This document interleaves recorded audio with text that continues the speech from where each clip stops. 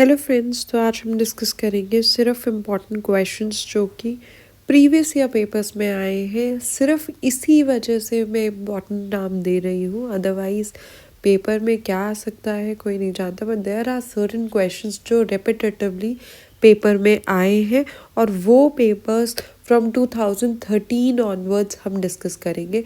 अब 2013 से अभी तक सिलेबस चेंज हुआ है, बट क्या क्या चेंजेस हुए हैं, जैसे कुछ यूनिट्स पहले कुछ चैप्टर्स यूनिट 3 में थे वो यूनिट 4 में चले गए और बस यूनिट्स का नाम चेंज हो गया।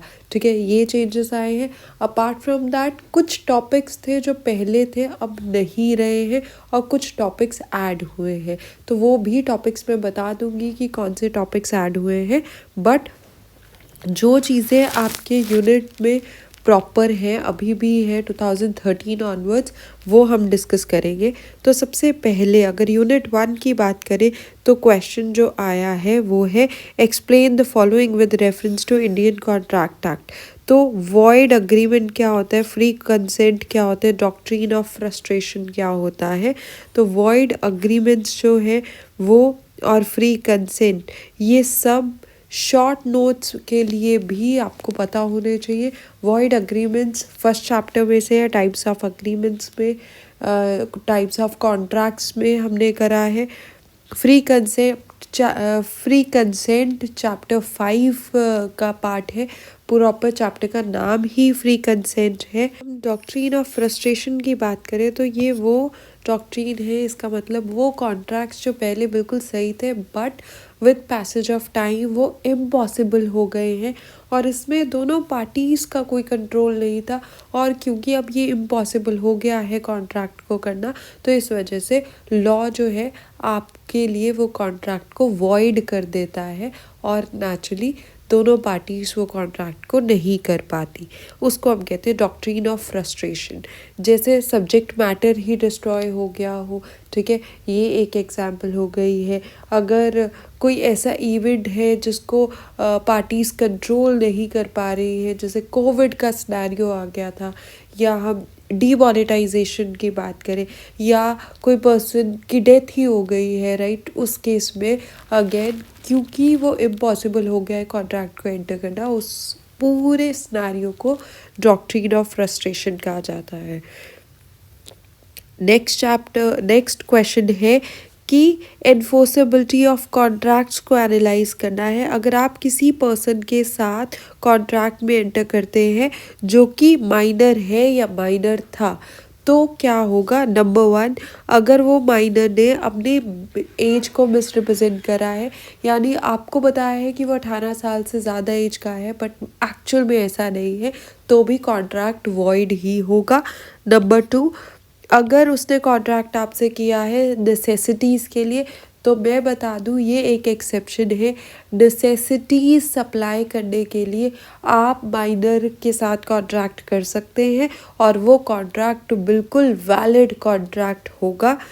थर्ड, अगर कॉन्ट्रैक्ट तब किया था जब वो माइनर था, अब जब वो मेजर हो जाएगा, क्या वो सेम कॉन्ट्रैक्ट वैलिड है? नहीं, क्योंकि कॉन्ट्रैक्ट माइनर था जब तब किया गया था, तो अब after attaining the age of majority भी कॉन्ट्रैक्ट जो है वॉइड ही रहेगा।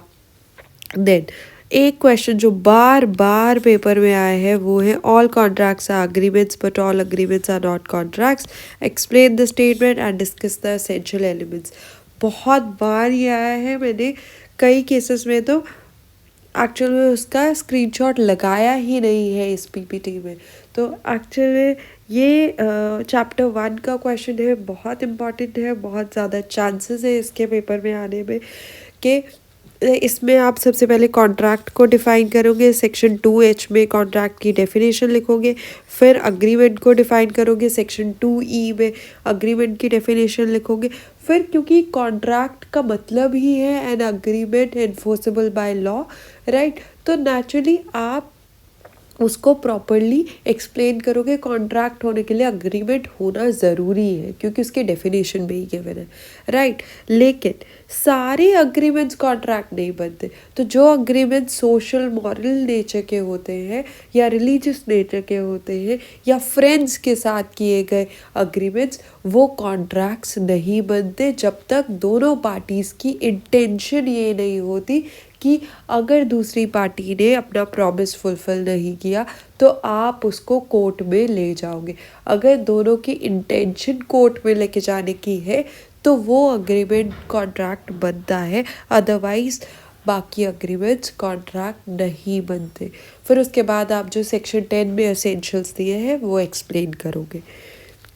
नेक्स्ट क्वेश्चन, बेलमेंट और प्लेज का डिफरेंस। मैंने आपको ये पढ़ाते हुए भी वीडियो में भी ये बताया है कि बेलमेंट और प्लेज का डिफरेंस बहुत इम्पॉर्टेंट है, बहुत चांसेस हैं आने के। इंडेमनिटी और गारंटी का भी डिफरेंस बहुत इम्पॉर्टेंट है, बहुत ज़्यादा चांसेस है। Agency by estoppel, agency by holding out. Creation of agency में एजेंसी जो है इम्प्लाइड एजेंसी भी हो सकती है, एक्सप्रेस एजेंसी भी हो सकती है।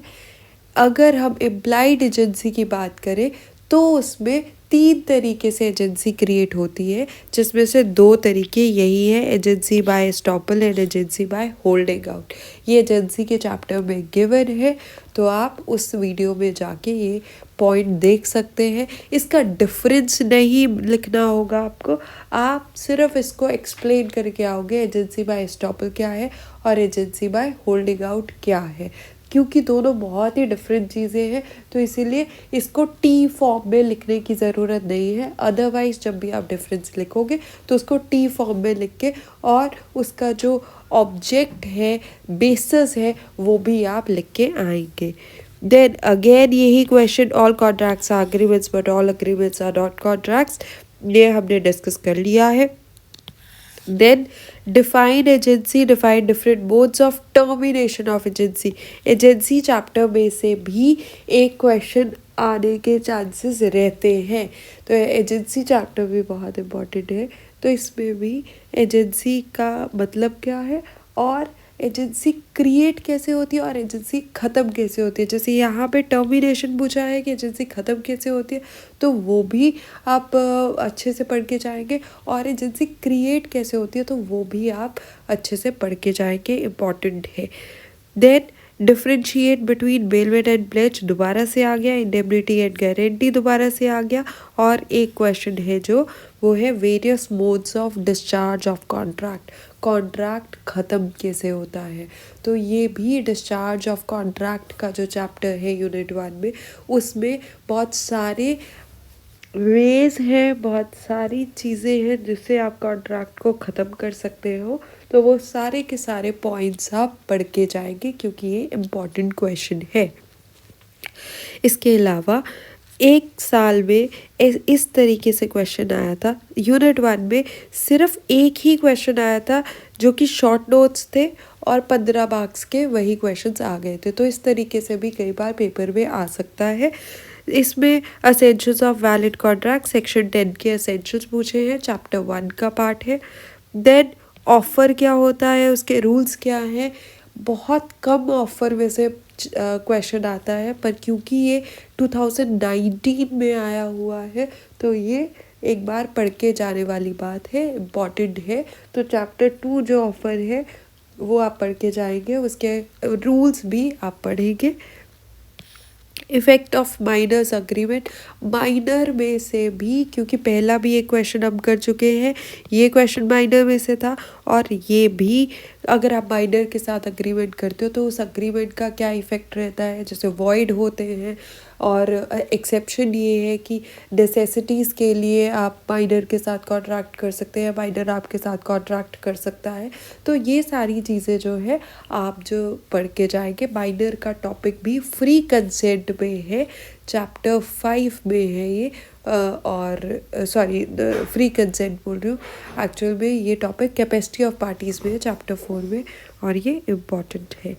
Then essentials of consideration in a contract, chapter 3 है। कंसिड्रेशन में से भी बहुत कम बार क्वेश्चन आया है, पर 2019 एक ऐसा पेपर था जिसमें से ऐसे क्वेश्चंस आए थे जो आज तक कभी नहीं आए थे। तो फिर इसलिए आप भी सारे चैप्टर्स पढ़ के जाएंगे कि यू नेवर नो कौन से में से कौन सा क्वेश्चन आ सकता है। तो कंसिडरेशन चैप्टर 3 का पार्ट है।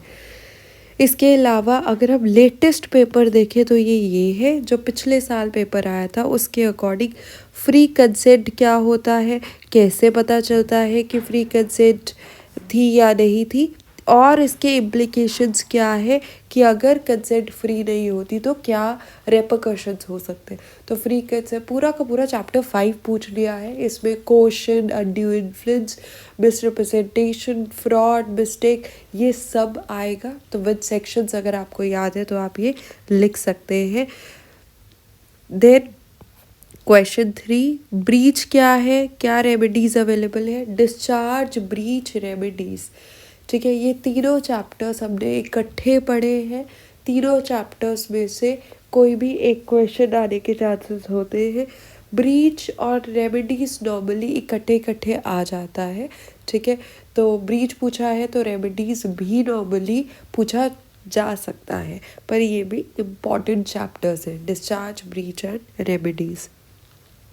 इसके अलावा जो एजेंसी में से चैप्टर है, अब यहाँ देखिए, यहाँ सिर्फ एक क्वेश्चन मैंने लिखा है क्योंकि दूसरा क्वेश्चन वही था, all contracts are agreements but all agreements are not contracts.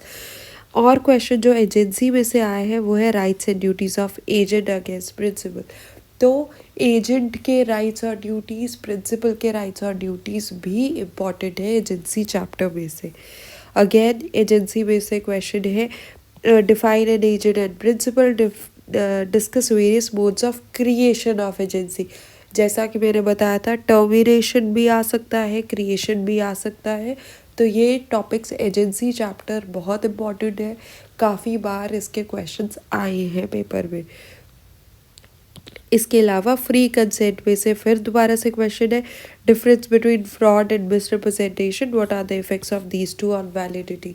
तो पूरा का पूरा फ्रॉड क्या होता है, मिसरिप्रेजेंटेशन क्या होता है, क्या डिफरेंस है इनमें, और अगर फ्रॉड होता है तो क्या कंसिक्वेंसेस होते हैं, अगर मिसरिप्रेजेंटेशन हो जाता है तो क्या कंसिक्वेंसेस होते हैं। ये पूरा का पूरा टॉपिक आप लिख के आएंगे इसमें। Explain the law related to agreements entered into with or by a minor. Again free consent का क्वेश्चन माइनर में से क्वेश्चन आया हुआ है। तो ये सब है यूनिट 1 के क्वेश्चंस, जो कि प्रीवियस ईयर अगर हम 2013 से लेके 2023 तक की बात करें तो ये क्वेश्चंस आए थे। बीच में कोविड के कारण पेपर नहीं हुआ है 2021-22 में।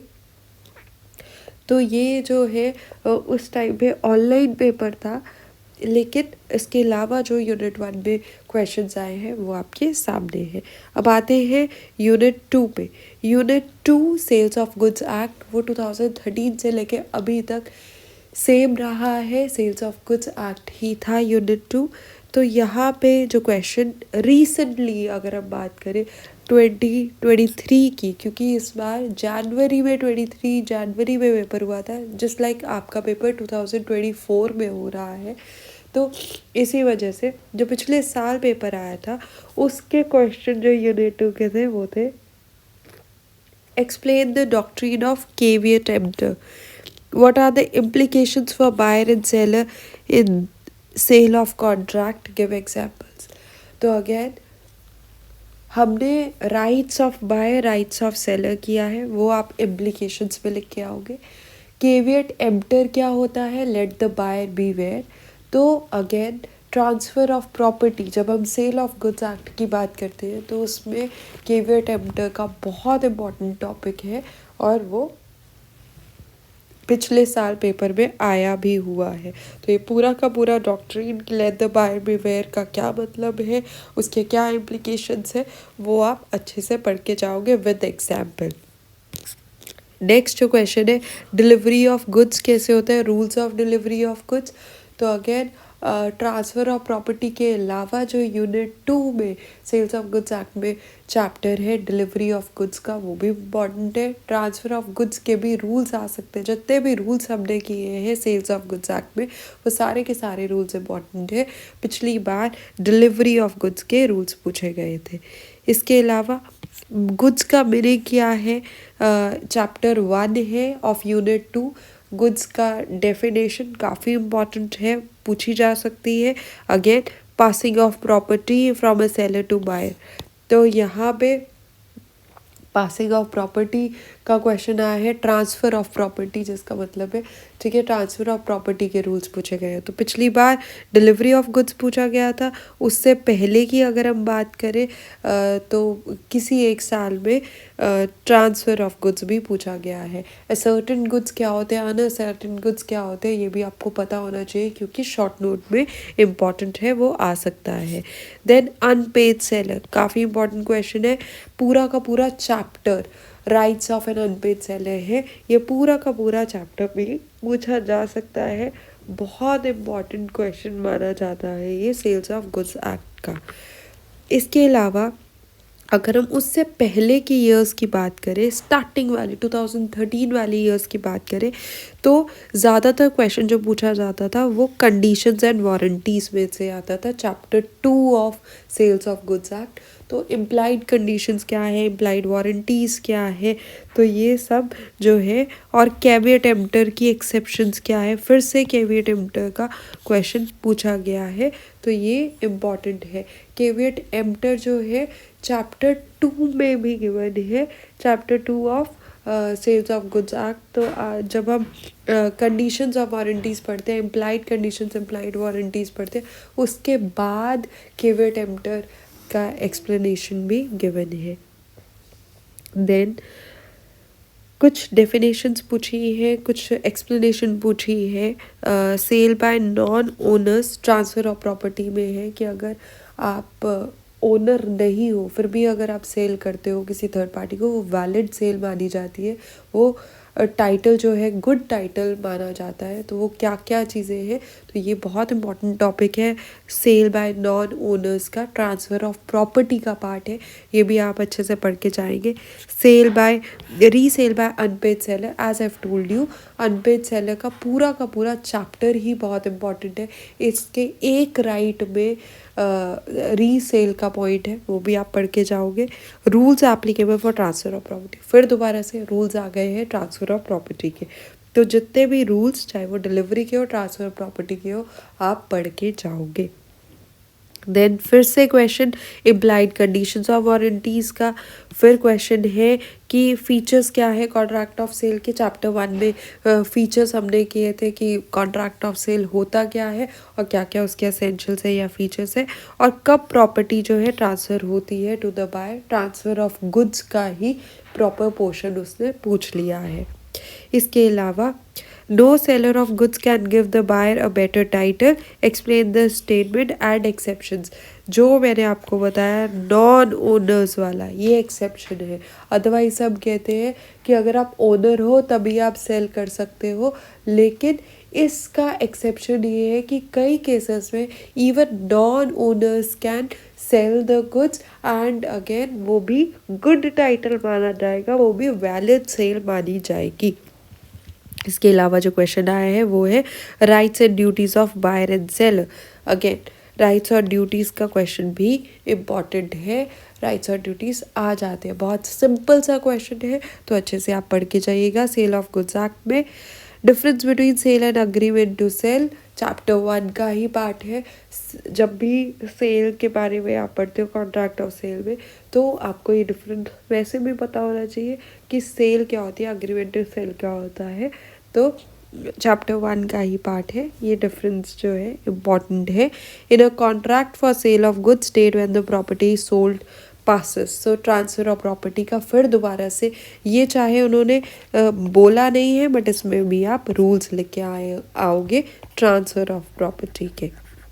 Then difference between condition and warranty, फिर दोबारा से कंडीशन एंड वारंटी का क्वेश्चन और इम्प्लाइड कंडीशन पूछा गया है। फिर उसके अलावा अनपेड सेलर क्या होता है, फिर दोबारा से वही राइट्स क्या है अनपेड सेलर के, फुल फ्लेज वही question, difference between sale and agreement to sale, conditions of warranties, फिर दोबारा रिपीट हो रहे हैं। अगर आप देखो तो 4 से 5 क्वेश्चंस एक यूनिट में से होते हैं, बाकी सारे रिपीट ही हो रहे हैं। फिर दोबारा से सेल और अग्रीमेंट टू सेल का डिफरेंस, और what legislations can be enforced if there is breach of agreement to sell। Again अगर ब्रीच हो जाती है तो उसके क्या इम्प्लीकेशंस होंगे, अगेन चैप्टर 1 का ही पार्ट है ये। एक्चुअल में कॉन्ट्रैक्ट के जो ब्रीच है वही सेम ब्रीच जो आप यहाँ पे भी लिख के आओगे, क्योंकि सेल ऑफ गुड्स एक्ट बना तो इंडियन कॉन्ट्रैक्ट एक्ट से ही है। Then rights of an unpaid seller, तो अगेन सारे राइट्स जो है चाहे वो पेरिशेबल हो चाहे वो नॉन पेरिशेबल गुड्स हो, पेरिशेबल गुड्स को बस रीसेल कर सकते हो, ये राइट होता है अनपेड सेलर के पास। ठीक है, तो अगेन ये आप जब पूरा टॉपिक पढ़ोगे तो उसके डीप पे जाके आपको पता चल जाएगा पेरिशेबल और नॉन पेरिशेबल। एज सच अलग से हेडिंग्स नहीं गिवन है, पर जब आप अच्छे से वो टॉपिक पढ़ोगे अनपेड सेलर का तो आपको पता चल जाएगा कि अगर पेरिशेबल गुड्स होती है तो आप रीसेल कर सकते हो, ये आपके पास राइट है एज एन अनपेड सेलर। ठीक है, तो ये था यूनिट 2 के क्वेश्चंस। इसके अलावा अगर हम बात करें, ये जो टॉपिक है ये पहले यूनिट 4 था, अब जाके आपके यूनिट 3 में आ गया है। तो ये चेंजेस है, जब आप प्रीवियस ईयर पेपर्स पढ़ोगे 2013, 14, 15, 16 ये वाले पेपर्स देखोगे तो ये जो है इस केस में यूनिट 4 में आएंगे कंपनीज एक्ट। ठीक है, तो अब describe various kinds of meetings, meetings का क्वेश्चन इंपॉर्टेंट है इस बार, आपको भी है मीटिंग्स। ठीक है, तो टाइप्स ऑफ मीटिंग्स जो है वो आ सकती हैं, क्या essential conditions of a valid meeting करके पूछा जा सकता है, requisites of a valid meeting, ये सब क्वेश्चन जो है मीटिंग्स के रिलेटेड इम्पॉर्टेंट है, आने के चांसेस है। इसके अलावा एक क्वेश्चन आया है काइंड्स ऑफ रेजोल्यूशन, ये भी आपके सिलेबस का पार्ट है। 2 तरीके के रेजोल्यूशन होते हैं, ऑर्डिनरी और स्पेशल, तो ये पूछा गया है।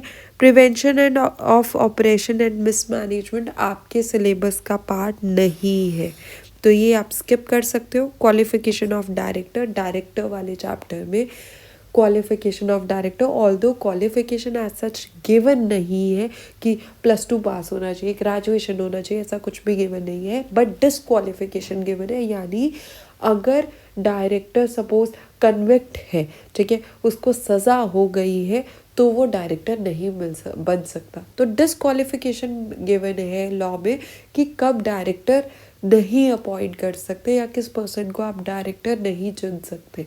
ठीक है, तो ये आप लिख के आएंगे। मेमोरेंडम ऑफ एसोसिएशन, इसका इम्पोर्टेंस और इसके क्लॉजेस इम्पॉर्टेंट क्वेश्चन है, पूरा एमओए ही पूछा गया है इसमें, सिवाय ऑल्ट्रेशन, बस ऑल्ट्रेशन नहीं पूछा, बाकी पूरा एमओए पूछ लिया है। देन प्रॉस्पेक्टस क्या है, उसके असेंशियल कंटेंट्स क्या है प्रॉस्पेक्टस के, अगर मिस स्टेटमेंट होता है तो प्रॉस्पेक्टस में क्या कंसिक्वेंसेस होते हैं, तो पूरा ये भी लगभग पूरा चैप्टर ही प्रॉस्पेक्टस का पूछ लिया है, आपके सिलेबस का पार्ट है, इम्पॉर्टेंट है, ये भी आप पढ़ोगे। देन शेयर कैपिटल आपके सिलेबस का पार्ट नहीं है। माइनॉरिटी शेयर होल्डर्स राइट आपके सिलेबस का पार्ट नहीं है। डायरेक्टर की पावर एंड ड्यूटीज़ आपके सिलेबस का पार्ट है, डायरेक्टर्स पूरा चैप्टर आपके सिलेबस में है, तो वो पावर्स और ड्यूटीज़ भी पूछ सकते हैं आपसे। Then who can be a director, director कौन हो सकता है, कैसे अपॉइंट होते हैं डायरेक्टर, काफ़ी इंपॉर्टेंट क्वेश्चन है। अपॉइंटमेंट जो है डायरेक्टर की वो काफ़ी बार पेपर में आ जाती है, इम्पॉर्टेंट टॉपिक है, ये आप स्किप नहीं कर सकते।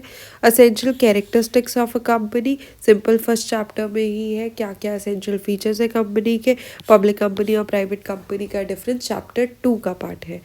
देन फिर दोबारा से क्वेश्चन आया हुआ है कंपनी क्या है और कैरेक्टरिस्टिक्स क्या है कंपनी के, तो अगेन चैप्टर 1 का पार्ट है। प्रॉस्पेक्टस क्या है, कंसिक्वेंसेस क्या होंगे अगर मिसरिप्रेजेंटेशन होता है। अगेन प्रॉस्पेक्टस में से मिसरिप्रेजेंटेशन हमने करते वक्त भी मैंने आपको बताया था, काफ़ी इंपॉर्टेंट टॉपिक है ये प्रॉस्पेक्टस में से। एमओए के कंटेंट्स क्या है, क्लॉजेस के बारे में पूछ रहा है ये, और इन कंटेंट को डिस्क्राइब करो और कैसे ऑल्टर कर सकता है। तो पिछले साल में जब हमने देखा था एमओए का क्वेश्चन आया था, बेसिकली पिछले साल ही क्वेश्चन आया था, 23 का ही क्वेश्चन है एमओए क्या है और इसका इम्पोर्टेंस ऑफ क्लॉजेस। तो उससे पहले सालों में भी एमओए का क्वेश्चन आया और ऑल्ट्रेशन भी पूछी गई थी। पार्ट्स ऑफ डायरेक्टर पूछा जा सकता है, लिमिट्स क्या है उनकी पार्ट्स में, रिस्ट्रिक्शंस क्या है वो भी डायरेक्टर का पार्ट है। तो डायरेक्टर वाले चैप्टर में से आप पार्ट्स और जो ड्यूटीज़ है वो भी अच्छे से करके जाओगे, क्योंकि ये भी 1-2 बार पूछा जा चुका है क्वेश्चन। कंपनी लीगल एंटिटी है जो डिस्टिंक्ट है अपने मेंबर से, एसेंशियल्स का पॉइंट है ये। कौन से कोर्ट में, कौन से केसेस में do the court disregard this principle. Disregard का मतलब क्या है कि वैसे कंपनी कहती है कि मेंबर्स अलग हैं और कंपनी अलग है, लेकिन कौन से केस में कोर्ट नहीं मानती, लिफ्टिंग द कॉर्पोरेट व्हील लिख के आएंगे, क्योंकि जब कॉर्पोरेट व्हील लिफ्ट हो जाती है तब हम ये मानते हैं कि कंपनी और उसके मेंबर्स एक ही हैं। नेचुरली जब सज़ा देनी होगी तो आप कंपनी को जेल में नहीं डाल सकते, तो आपको ये बोलना ही पड़ेगा कि कंपनी ने गलत नहीं किया, मेंबर्स ने गलत किया, क्योंकि दोनों एक ही थे। तो वो लिफ्टिंग द कॉर्पोरेट व्हील वाला टॉपिक आएगा इसमें। Discuss the provisions of companies act related to meetings. तो मीटिंग्स के रिलेटेड फिर से क्वेश्चन आया है, सारी प्रोविजंस पूछी है। एमओए का फिर से क्वेश्चन है, डिफरेंसेस पूछे हैं एमओए के। देन